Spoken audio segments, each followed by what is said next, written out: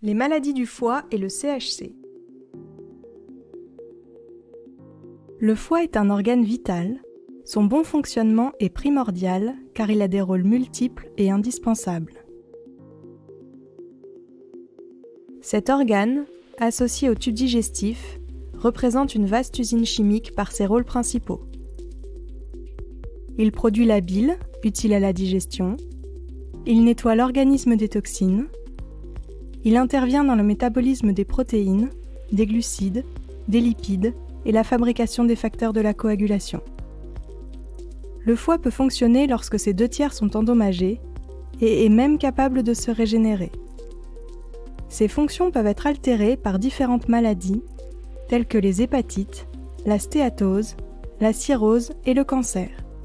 Avec le vieillissement de la population et nos modes de vie, ces maladies, souvent sans symptômes, augmentent et représentent un enjeu de santé publique. La stéatose correspond à une accumulation de graisse à l'intérieur du foie. Elle est fréquemment causée par la consommation excessive d'alcool ou par l'obésité, le surpoids, le diabète et la sédentarité. Dans sa forme évolutive, non liée à une consommation excessive d'alcool, la stéatose est associée à une inflammation du foie, appelée stéatose hépatique non alcoolique ou NASH. La stéatose et les hépatites peuvent provoquer une inflammation irréversible du foie, appelée cirrhose. La cirrhose est une maladie hépatique grave dans laquelle les cellules du foie sont détruites, empêchant le foie de fonctionner correctement. 3 causes principales sont à l'origine de 90% des cas de cirrhose. Une consommation excessive et prolongée d'alcool, une hépatite virale chronique, le syndrome métabolique, notamment associé à un surpoids ou à l'obésité. Les 10% restants sont liés à des maladies auto-immunes ou génétiques ou d'origine inconnue. En cas de facteur de risque, il est nécessaire de consulter de manière régulière votre équipe médicale. Si une cirrhose est diagnostiquée, un suivi et une surveillance par échographie abdominale sont recommandés tous les 6 mois, car un cancer du foie se développe dans 90% des cas sur une cirrhose. Plus un cancer du foie est détecté tôt, plus sa prise en charge est optimale. Le cancer du foie est actuellement la 5e cause de mortalité par cancer en France. En 2020, plus de 11 000 nouveaux cas ont été recensés et cette incidence devrait encore augmenter de plus de 25% d'ici 2040. Le cancer du foie atteint majoritairement les personnes de sexe masculin entre 60 et 75 ans. Cependant, il est en augmentation chez les femmes. Le carcinome hépatocellulaire, ou CHC, se développe à partir des cellules du foie appelées hépatocytes. C'est la forme la plus courante de cancer du foie chez l'adulte, il représente plus de 90% des cas. Le cancer du foie est une maladie progressive et les symptômes sont silencieux à des stades très précoces. À des stades plus avancés du cancer, les symptômes sont peu spécifiques et sont généralement liés à ceux de la cirrhose. Fatigue, douleur, perte de poids inexpliquée, jaunisse. Néanmoins, certains signes, antécédents médicaux ou facteurs de risque doivent alerter le médecin qui peut alors prescrire des examens tels que un bilan sanguin pour évaluer la fonction hépatique, un bilan d'imagerie pour observer ou non la présence d'une masse au niveau du foie.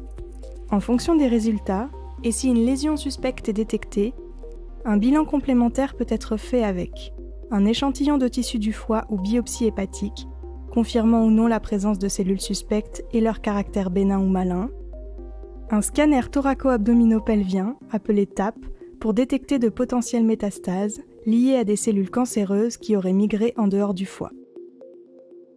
À la suite du diagnostic, l'équipe médicale propose une ou plusieurs options thérapeutiques discutées en RCP ou réunion de concertation pluridisciplinaire en présence d'oncologues, d'hépatogastro-entérologues, de chirurgiens digestifs, de radiologues interventionnels, d'infirmières ou d'autres professionnels de santé.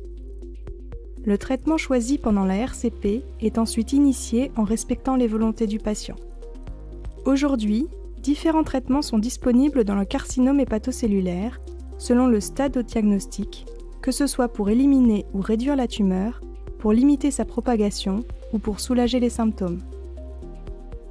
Lorsque le CHC est diagnostiqué à un stade précoce et que sa localisation le permet, une chirurgie peut être indiquée telle que la résection partielle, ou la transplantation dans les cas rares où un greffon est disponible. Si la chirurgie n'est pas possible, des traitements locaux régionaux peuvent être mis en place, tels que l'ablation par radiofréquence ou la chimioembolisation. Ces traitements sont dits curatifs car ils permettent d'éliminer la tumeur. Lorsque le CHC est à un stade plus avancé, des traitements médicamenteux comme des thérapies ciblées ou des immunothérapies peuvent être prescrits et administrés par voie orale ou par voie intraveineuse. Comme tous les cancers, plus le CHC est diagnostiqué tôt et meilleure sera sa prise en charge. Il est donc possible et important de prendre soin de son foie pour éviter l'évolution de certaines maladies du foie vers le carcinome hépatocellulaire.